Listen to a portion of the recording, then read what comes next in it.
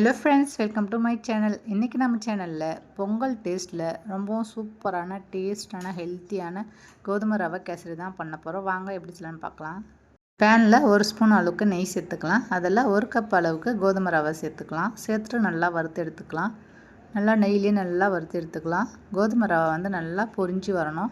அந்த அளவுக்கு நல்லா வறுத்து எடுத்துக்கலாம். பாருங்கள், இப்போ நல்லா வறுந்து வந்துச்சு. வாசனை நல்லா வருது. இந்த அப்படியே இருக்கட்டும். நம்ம 1 கப் ரவை எடுத்ததுக்கு 3 கப் அளவுக்கு தண்ணி எடுத்துக்கலாம்.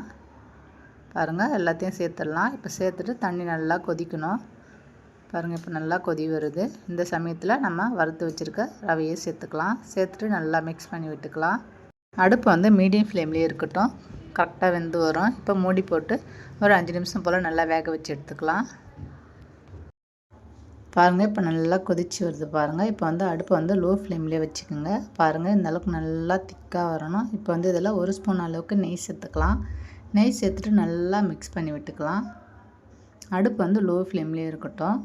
இப்போ வந்து நான் சர்க்கரையும் சேர்க்க போகிறேன், வெல்லமும் சேர்க்க போகிறேன். இப்போதைக்கு 1 கப் அளவுக்கு சர்க்கரை சேர்க்க போகிறேன். சர்க்கரை வெல்லம் ரெண்டுத்தையும் ஒன்றா சேர்த்தா பாயாசம் மாதிரி நல்லா தண்ணியாக இடம்லாம். ஃபஸ்ட்டு சர்க்கரை சேர்த்துட்டு நல்லா இலகி வரட்டும். அது ஒரு 2 நிமிஷம் போல் அப்படியே லோ ஃப்ளேமில் இருந்துன்னா ரொம்ப திக்காக வரும். பாருங்கள் எப்படி நல்லா இலகி வந்திருக்குன்னு. இப்போ இதில் வந்து வாசனைக்கு 1/2 ஸ்பூன் அளவுக்கு ஏலக்காய் தூள் சேர்த்துக்கலாம்.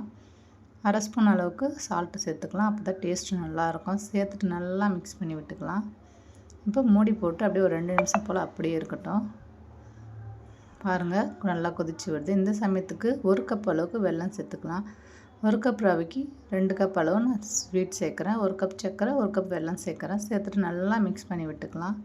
இல்லை கலர் எதுவும் சேர்க்க தேவையில்ல. வெல்லத்தோட கலரே நல்லா கலர் சேஞ்ச் ஆகி வரும். பாருங்கள், இந்த அளவுக்கு இருக்குது.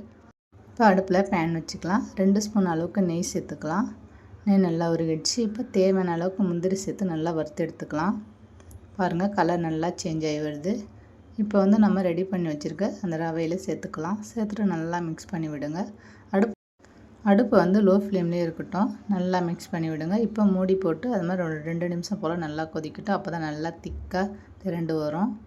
பார்க்கலாம். பாருங்கள், எவ்வளோ ஒரு சூப்பராக வந்திருக்குன்னு திக்காக. இது வந்து ரொம்பவும் ஈஸியாக செஞ்சிடலாம். கோயிலில் கிடைக்கிற பொங்கல் டேஸ்ட்டில் இருக்கும். அவ்வளோ ஒரு டேஸ்ட்டாக இருக்கும். இதே மாதிரி நீங்களும் செஞ்சு பாருங்கள். ரொம்பவும் டேஸ்ட்டு அட்டகாசமாக இருக்கும். குழந்தைங்களும் ரொம்ப விருப்பமாக சாப்பிடுவாங்க. இந்த வீடியோ பிடிச்சின்னா ஷேர் பண்ணுங்கள், கமெண்ட் பண்ணுங்கள், சப்ஸ்கிரைப் பண்ணுங்கள். தேங்க்ஸ் ஃபார் வாட்சிங் ஃப்ரெண்ட்ஸ்.